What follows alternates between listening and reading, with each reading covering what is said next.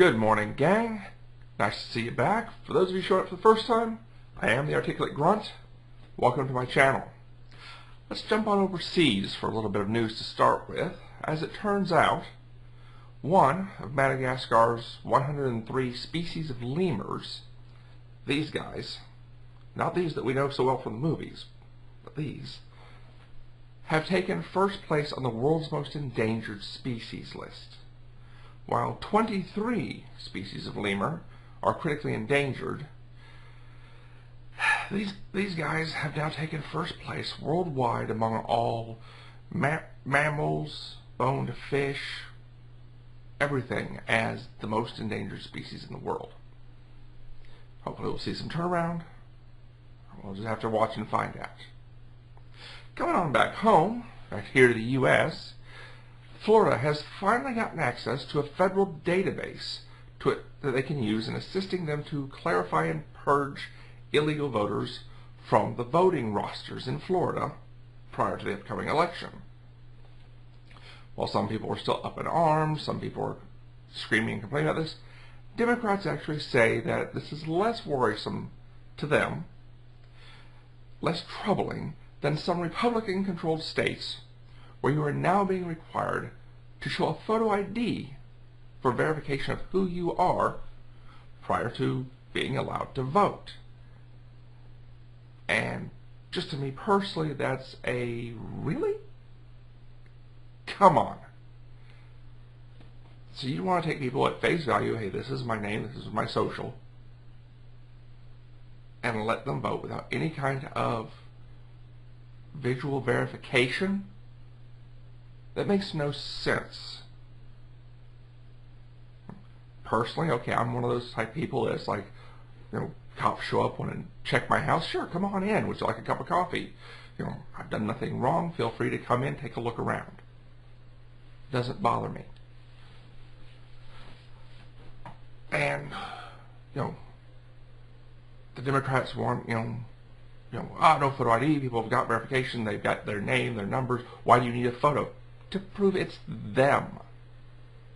Back when the country was founded, back when we won the Revolutionary War, set up the United States of America, we had 2.7 million people total through the entirety of the colonies. And it was pretty simple because, oh wait, there weren't photo IDs, but everybody knew each other. Of course, the voting requirements back then were considerably different. You had to be male, own property, and have some fashion of money. A few bucks in your pocket, basically. A lot different than now. But I'm sorry, I've seen, so many different things for, for voters' rights,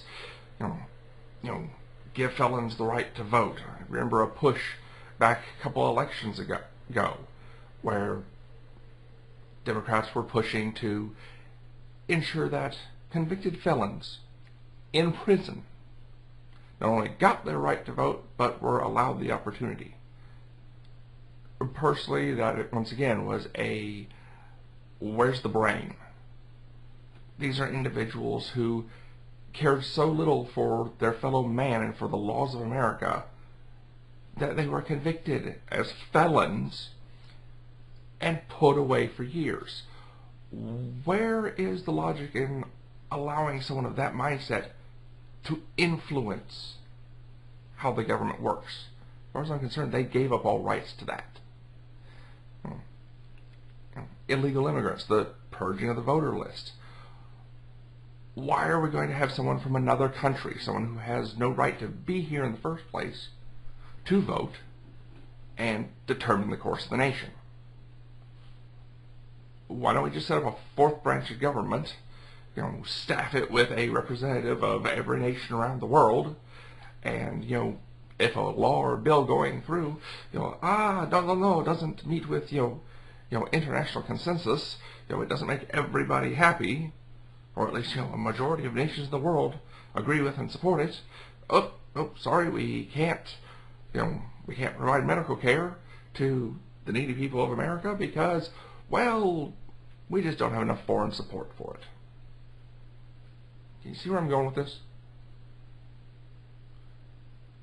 If you've done nothing wrong,